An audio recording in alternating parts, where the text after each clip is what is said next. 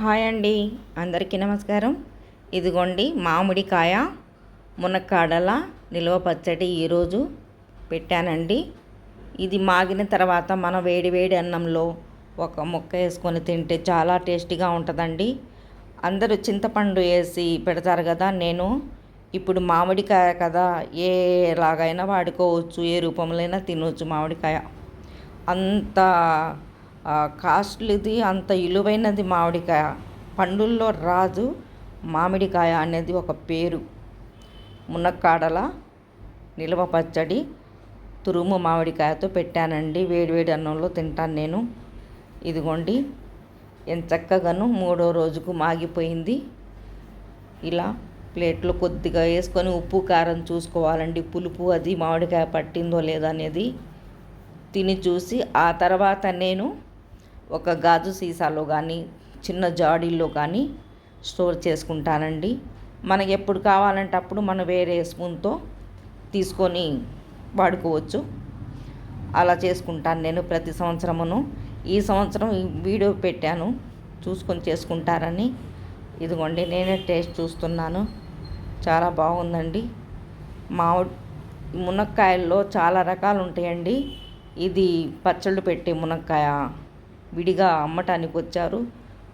తోట కాదండి వాళ్ళది, ఇంట్లో మునక్కాయ చెట్టు. చిన్న చిన్నవి కాకుండా లావుయి ముదురి ఇలా చిన్న చిన్న ముక్కలు కట్ చేసుకొని ఒక 6 కాయలు తీసుకున్నాను. 3 ఏమో చిన్నవి పక్కన పెట్టాను, లావువి 3 తీసుకున్నానండి నేను. అల్లం, ఇవి మెంతులు, మనకు కావాల్సినవన్నీ, ఆవాలు, మనకు ఎన్ని కావాలో అన్నీ, దాని కొలతంటూ లేదు. ఇలా వేసుకొని వేయించుకోవాలండి. ఇది 1 కేజీ అయినాయి. ఒక మామిడికాయ 1/2 కేజీది, 1/2 కేజీ నూనె, ఉప్పు 1/2 కేజీ. ఇదిగోండి అది 1/2 కేజీ నూనెలో మనకు సరిపడా అంతా వేసుకోకుండా ఇలా ముక్కలు వేయించుకోవాలి.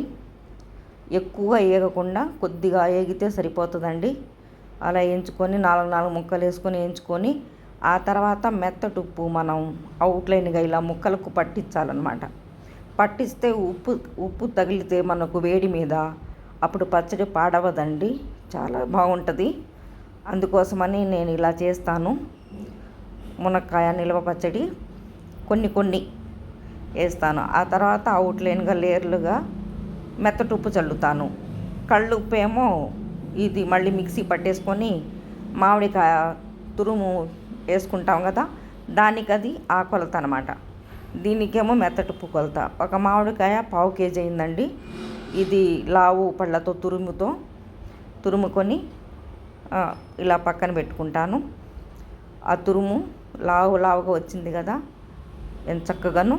ఇదిగోండి ఇది 1/2 కేజీ కాయకు 100 గ్రాములు మనకు ఇది ఉప్పు పడుతుంది, కళ్ళుప్పు. అలా వేయించిన మునక్కాడల మీద చల్లారిన తర్వాత ఈ తురుము ఇలా చల్లుకోవాలండి. ఇలా చల్లుకొని మొత్తమును ఇలా అంతా చల్లేసుకోవాలి. ప్రతి ముక్క కంటేలాగా చల్లుకుంటే ఆ తర్వాత మనం వేయించి పెట్టుకున్న మెంతులు, ఆవాలు కూడా ఇలా చల్లేసుకోవాలి.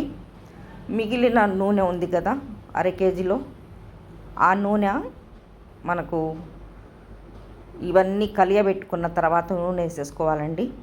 ఇదిగోండి కింద పైన మొత్తం ముక్కలకు ఆ పులుపు అనేది, మామిడికాయ పులుపు ఆ మునక్కాడల ముక్కలకు అంటేలాగా కలియబెట్టుకోవాలి. ఆ తర్వాత మళ్ళీ కొద్దిగా పలుగ్గా మిక్సీ వేసుకోవాలండి. ఉప్పు, కళ్ళుప్పు మనకు ఒక 100 గ్రాములు, మునక్కాడలకు 100 గ్రాములు అంటే 1/2 కేజీ ఉప్పు పడుతుంది ఈ రెండిటి మీద. ఇదిగోండి కళ్ళుప్పు కొద్దిగా మెత్తగేసుకొని ఆ తర్వాత ఇలా చల్లుకోవాలి. ఇది మామిడికాయకి కొలత. మెత్తటి ఉప్పు ముందు చల్లుకున్నాను కదా, దానికి మునక్కాడలకు కొలత అది.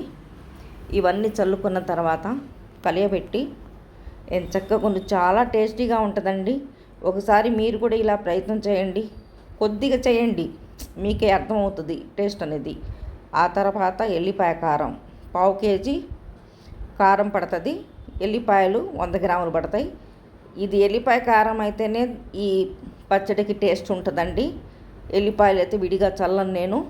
ఆ మిగిలిన నూనె ఇలా కారం వేసుకున్న తర్వాత మొత్తం కలియబెట్టుకొని ఇలా మిగిలిన ముక్కలు కంటేటట్టు మళ్ళీ ఆయిల్ వేసిన తర్వాత ఇలా కలుపుకోవాలి. ఎల్లిపాయ కారం చాలా టేస్టీగా ఉంటుందండి. కూరల్లో కానీ ఇలా పచ్చళ్ళల్లో ఎల్లిపాయ మంచిది, కొలెస్ట్రాల్ని తగ్గిస్తుంది. ఎల్లిపాయ తినటం వల్ల అన్ని రకాలుగా కూడా మంచిదని నేను ఎక్కువ ఎల్లిపాయ వాడతాను. జీలకర్ర, వాము ఇవన్నీ మనం వంటింట్లో ఉండేవి తినేయే మనకు ఆరోగ్యాన్ని ఇస్తాయండి. నేను ఫస్ట్ డే టేస్ట్ చేశాను కదా, వేడన్నం వేసుకొని ఇదిగోండి పచ్చడి ఎంచక్కగా ఎర్రగను 3వ రోజు అయింది ఇది.